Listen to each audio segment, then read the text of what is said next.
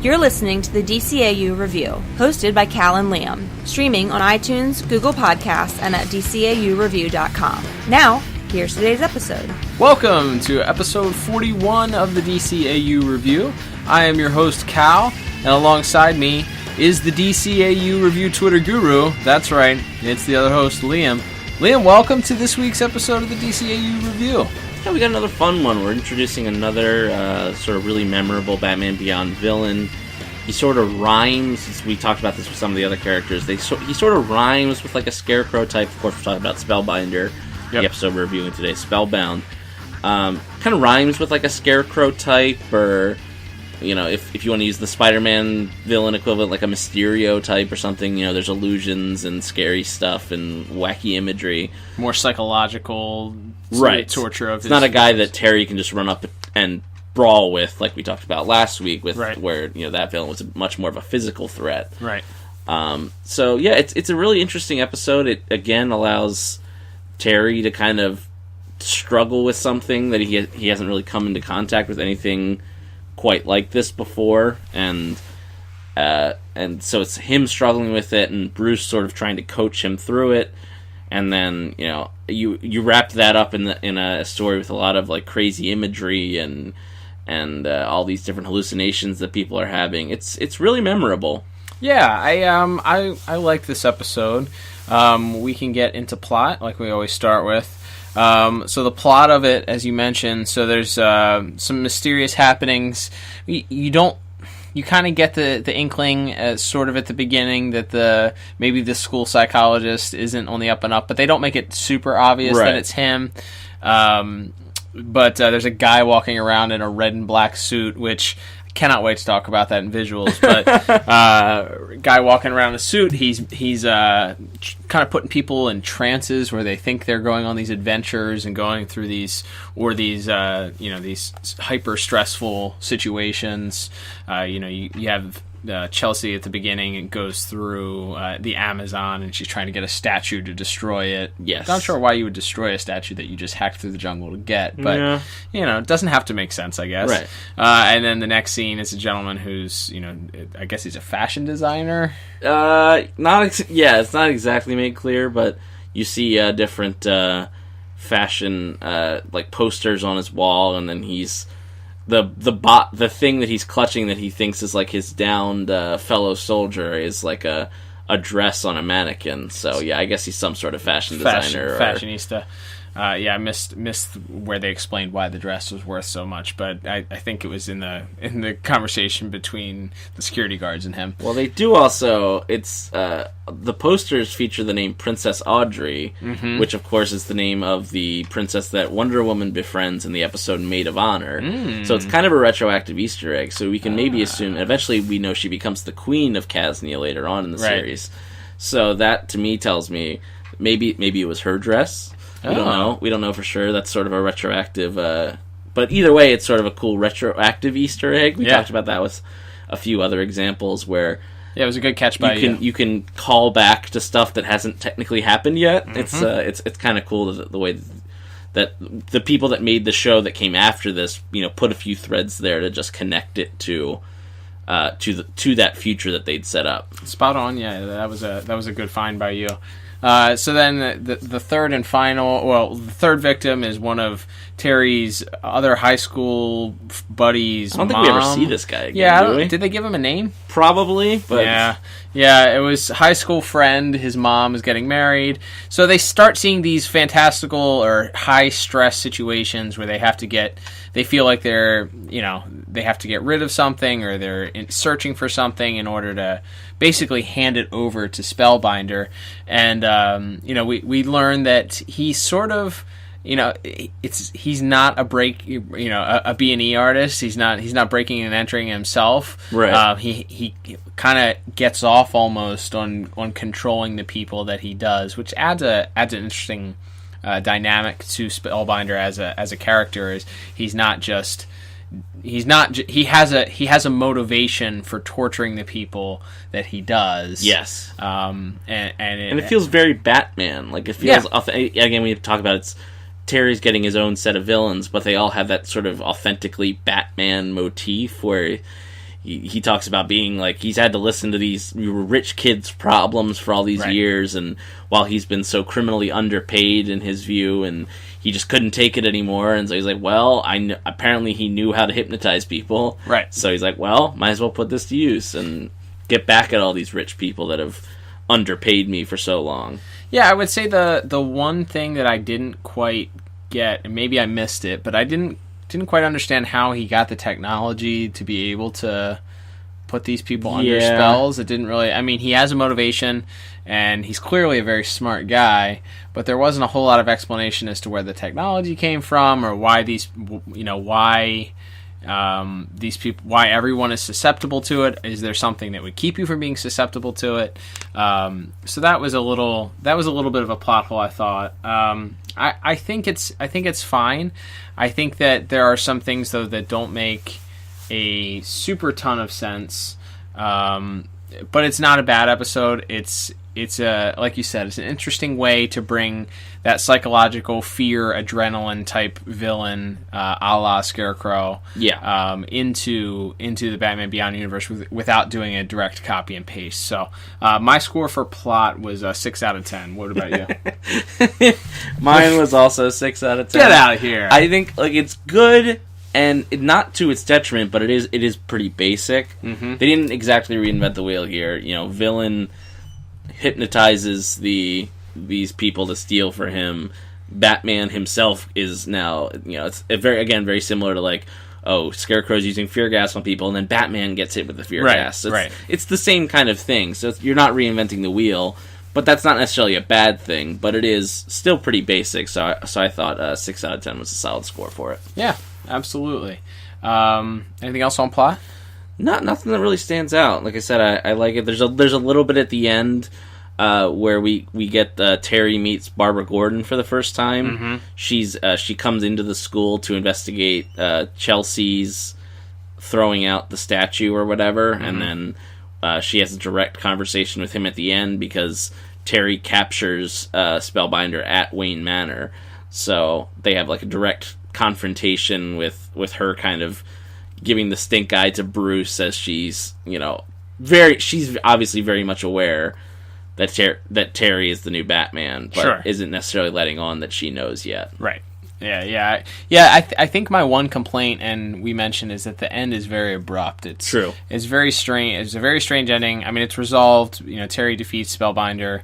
There's not a lot of combat that happens. Spellbinder kind of kicks his butt for 10 minutes. Terry's fighting invisible zombies, and you do have a lot of flashbacks, and we can get to this a little more in visuals of where or not flashbacks, but you go to the cave, mm-hmm. and you have like the video link where Bruce is basically seeing through Terry's eyes, and of course the hypnotism isn't affecting the actual cameras. Right. So Bruce is trying to basically like be Terry's eyes and ears because Terry can't actually see what's happening. Right. So that's kind of interesting, and to keep cutting back to that is kind of interesting. Like I said, we can talk a little bit more about that in visuals. But yeah, You're right as far as actual like physical. Terry kind of wrestles with the old guy, and he has to save the Jared, by the way, is his classmate's name. Okay. His Jared's mother from being run over by a train, which she thinks is a giant bug, but not a lot of action to be in a traditional sense, at least. Agreed, especially coming off an episode last week where you did have a lot of brawling. Yes, between Terry and the coach, and Terry and the Merce. Okay, all right. Let's move on to our next category. Why don't we head right to animation visuals? What were your thoughts? I think this is really, really good. Like all of the different. All the different hallucinations they do, they start off with one with Chelsea's where she's cutting through the jungle, and then it'll cut back to what she's actually doing as she's just walking through her house. There's a lot of interesting shadow work where you just, her face and her body are almost entirely in shadow. You can just see her eyes, and you sort of there's a shot of Spellbinder sort of peeking in through the window while she's walking through. It's really atmospheric. It's almost kind of horror movie-ish. And then later, the Jared's mother's sees all these crazy insects, and I'd have to look this up to confirm it, but I would bet that Glenn Murakami had a hand in that scene, especially because just those creature designs look like they walked, the insect designs look like they walked right out of the Teen Titans show. Yeah. but it's really well done, and their bugs are really like ugly and creepy looking. Gross, yeah, disgusting. And then later, the zombies come up when Terry's being when Terry's trying to fight Spellbinder, and he gets blasted with the hypnotism eyeball again. Right. And he's fighting these zombies, and it's really atmospheric all the way to the end, where he basically Spellbinder almost falls off the cliff at Wayne Manor, and Terry has to catch him. And as he catches him, he grabs him by the wrist, which I guess shatters the whatever the device is. So it's like, they do some really cool things. And then I guess the other visual thing, and I'll throw it over to you to talk about it, is just Spellbinder's design itself. Yeah. Absolutely, yeah. I think we talked about this during the Dead Man's Hand episode, but this character was rife for a action figure. Yes. Like, it is just a super cool design, and to me, it's a travesty that he has not been made into an action figure yet. We talked about I think probably in the first episode with Blight, just the different outstanding design work that the Batman Beyond Rogues Gallery has. Yeah. And being able to set itself apart from Batman, from the traditional Batman villains, but still create... I mean, if you look at the traditional Batman Rogues Gallery, what stands out from them is their design work. You have, great character development, certainly, too. Sure. But you can put pictures of Batman's Rogues Gallery up, and we talked about this, I think, on the first episode, and people will probably be able to identify the Joker and the Riddler and, probably Two-Face, and, just from what their visuals look like. So to be able to create a unique but memorable, if you've spent any time watching these Batman Beyond episodes, a unique but memorable design for a character that is completely different than anything that came before it, while still feeling familiar enough to be like, yeah, that's a Batman villain there. They still feel very DC. Absolutely. So Spellbinder is no different. Like it's simple. He's wearing a morph suit. He's wearing a morph suit with a spiral on it. I mean, it's not something that's unique. It's not off the wall crazy. Yeah. It's funny because Spellbinder was a character that existed in the I believe in the 50s and 60s and some of the like Dick Sprang era Batman tales, but he was again a very over the top sort of more on the side of like a crazy quilt looking villain in that era, whereas this again you redesign him, a character that was never used obviously in the original Batman, and you redesign him completely to be used here. And it's sleek and it's to the point. Yeah. And it's not too busy, but it's still, as you mentioned, so striking. And it jumps off the screen. I mean, it doesn't make a whole lot of sense for a guy that's supposed to be like hanging in the background. It draws attention to him. I was kind of chuckling during the wedding scene where there's all this madness that's happening around it, and there's this guy in a morph suit walking around. Like, people are running panic, chasing the bride around as she's running out of the wherever they held the ceremony. But there's this guy walking around in a morph suit, nobody's really paying attention to him.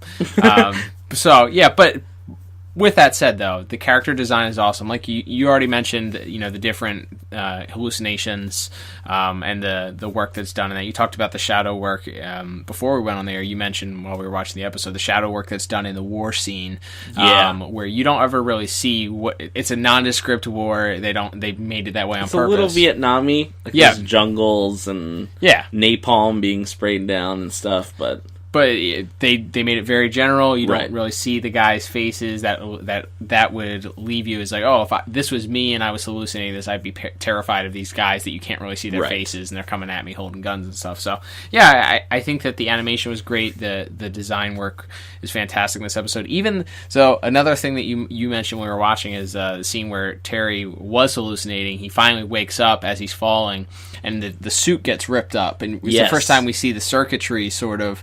For the inside of the bat suit, which you see it when he plugs into the Batmobile. Yes, but you really see it, and there's another episode later on where we see a lot more of that. But so I actually gave visuals a 10 out of 10. All right, what about you? Yeah, I went 9 out of 10. I think they're really, really excellent, and it's again those little things that just set these cartoons apart from some of the other superhero cartoons that came before or after it. It's just those little extra flourishes in detail and design. Okay, like again, I keep going back to the one with the bugs, but it's like that could have been really generic, and you could have just put giant scorpions and bumblebees and stuff in that, and it would have been fine.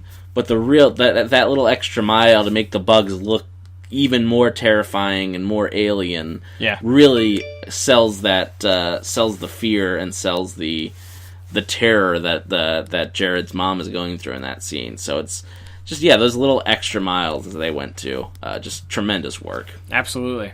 All right, so why don't we move on to music, Liam? Music in this episode, another strong episode. I don't think so.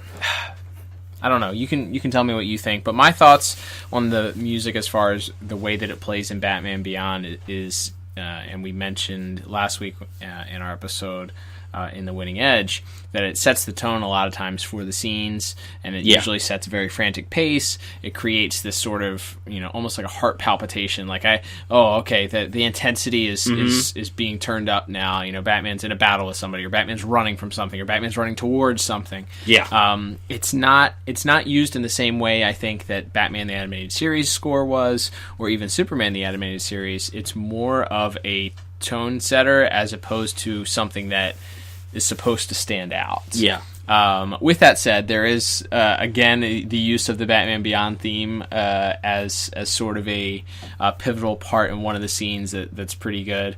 But I thought music was solid. I think looking at it now and kind of understanding the purpose that they use the music for has kind of made me rethink how I judge the music in these episodes. So I went ahead and gave music a 7 out of 10 for this episode. You?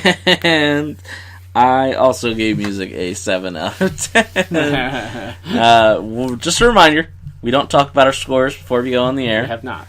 But we are related. That's our disclaimer. By birth, no less. Yes. So sometimes that's just going to happen. Although it doesn't happen as often as you might think it would. But at least not the exact match. We're usually within a point or two of each other. But it's phenomenal. I thought also, like we talked about in some of the earlier episodes, where the shifts in type of music don't really work. Like I know you have your hatred for the acoustic guitar. For the heck that.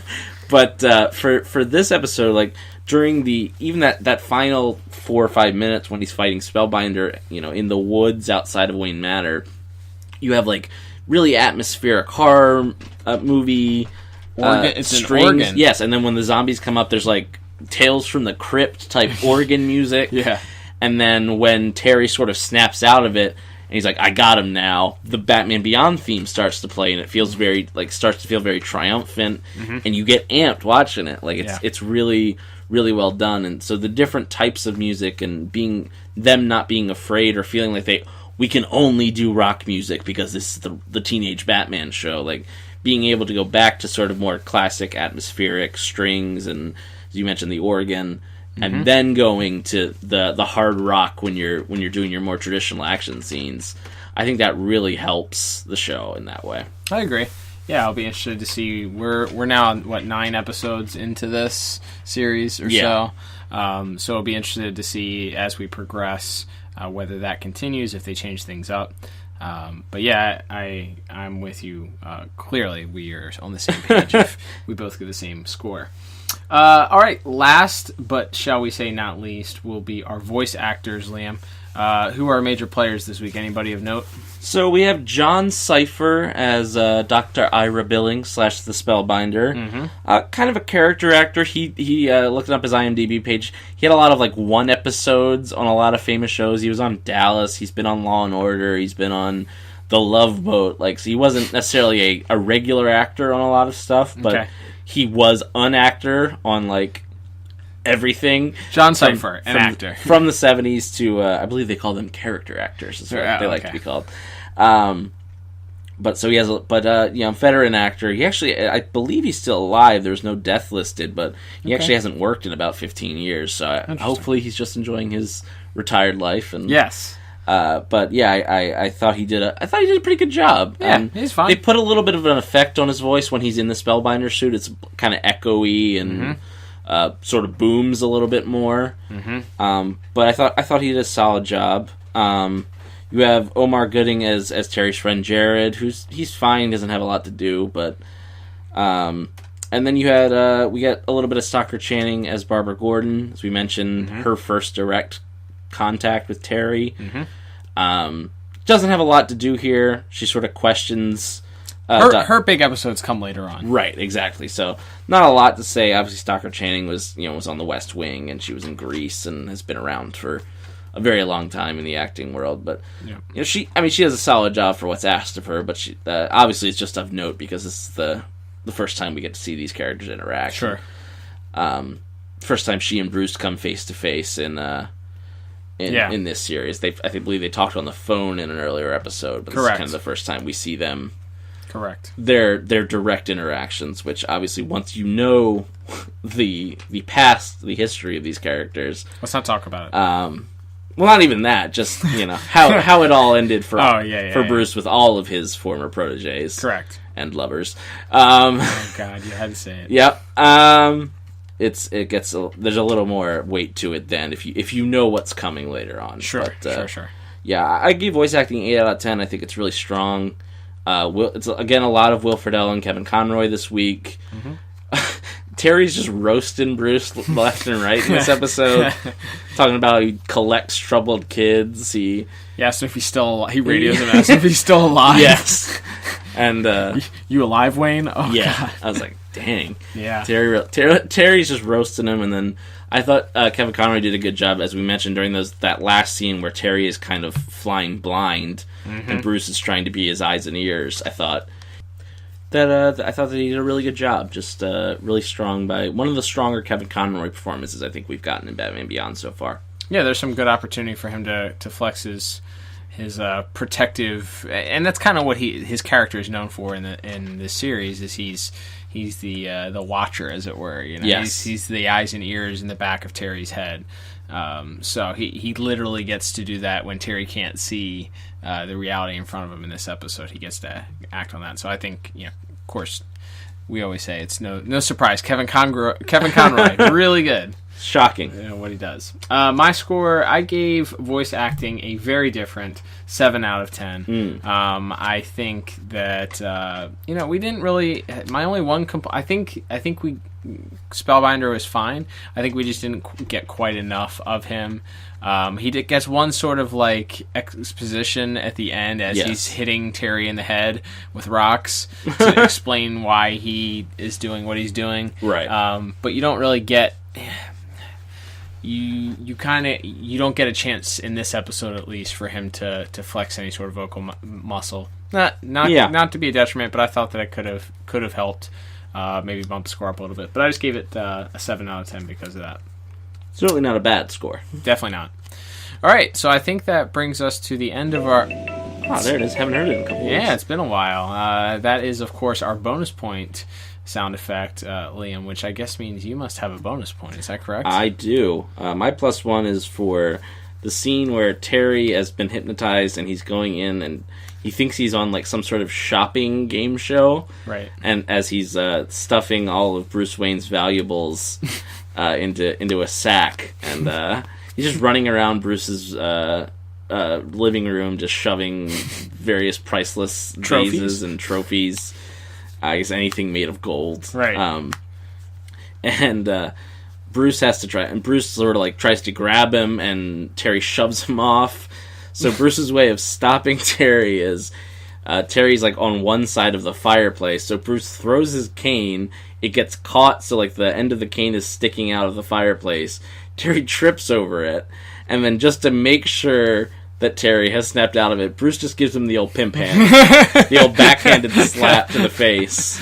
Yeah, that was a great moment. And then he kind of smiles and goes, "Oh, I see you were telling tales at school," or something like that. So, that's pretty fun. It's so great. And again, just we don't get to see it a lot, but getting to see old man Bruce still show that he's still pretty darn capable for a guy his age is pretty cool to see. Agreed. Yeah. It's a great scene. If you look one up on YouTube, I would suggest finding that one. It's a great little scene. Also, you get a little Batman versus Batman action. Yeah. In there. So yeah. Always cool to see that. All right, Liam. Well, I guess that wraps us up. We are headed towards the end of our episode. Thank you, everyone, for listening. As we say every week, we're so grateful that you would take time to listen to us talk about cartoons. If you like what you hear, we would love for you to give us a 5-star review on iTunes. Not necessarily an easy thing to do, but if you don't mind taking the time out, we don't have a Patreon or anything that we set up to ask for money for this. But your 5 minutes of your time would be great enough if you would just give us a 5-star review on iTunes. Kind of gets more people out there the opportunity to hear us talk, which is all we want in life. We just want more people to hear us talk. Exactly. That's all anyone wants, right? That's right. We just want to be heard. We just want to be heard by everyone. But seriously, yeah, we appreciate the people that have done that already and that listen. Don't forget to give us some feedback. We've had a lot of interaction the last couple weeks, some controversial opinions and thoughts on things. We would love to hear your thoughts on the Spellbinder episode. Fan, not a fan, thoughts on the character of Spellbinder himself. Tweet your thoughts. Liam, they can tweet you at DCAU Review on Twitter. Yes, they can. That's where we do all of our interaction, because that's the only platform we have that allows us. It's free. It's a free website. That's what we love about Twitter. Definitely head to at DCAU Review. We post the new episodes every week. We've also started trying to post like sort of shorter audio clips, just to, if you're a newer listener, I know asking you if you've never heard a show to donate 30 minutes of your time to a show you've never heard can be a tall task sometimes. So we're starting to put up a few little clips, just so you can kind of get a taste of it, and hopefully those will get shared a little bit, and they already have been. And we thank you to those who do like and retweet those, because it does just help us get a few additional ears and eyes on our stuff, which we appreciate. Absolutely. And I do want to mention, I mentioned this on Twitter this week, we're going to announce what we're going to be doing in March today. Yes. And we did a little deliberation, and of course we found out over the last couple of weeks that the Justice League versus Fatal 5, which ain't no convincing me that's not a DCAU movie, by the way, at this point. Between the javelins, the Metro Towers, the designs, and the voice actors. Yeah, I'd say it's pretty much at this point confirmed that it's within the DCAU continuity. So we'll definitely be reviewing that probably the week it comes out. Which should be March 25th by... I believe so. It's definitely at the end of March. Yep. And so we thought to build up to that, sort of do our countdown to that, we'd start reviewing some more Justice League. Yeah. We're not necessarily going to be going in order with those, just because, much like with Superman, it doesn't really feel like you have to, because the stories, with the exception of the really big episodes towards the end of Season 2, there aren't a lot that feel like, oh, you have to watch them in this exact order. So we'll be jumping around a little bit in the order of Justice League, but sort of count down to the big Justice League versus Fatal 5 movie, we thought we'd be reviewing Justice League. So once we finish up with Batman Beyond in February, we will be heading off to the world of Justice League. Yeah, I'm excited to head back there. We dabbled in a little black in December, got our appetites wet, and we're ready to get into some of the greatest hits of the Justice League coming up here. Definitely. There are some great episodes that we'll take a look at. Well, I guess that about wraps us up for this week.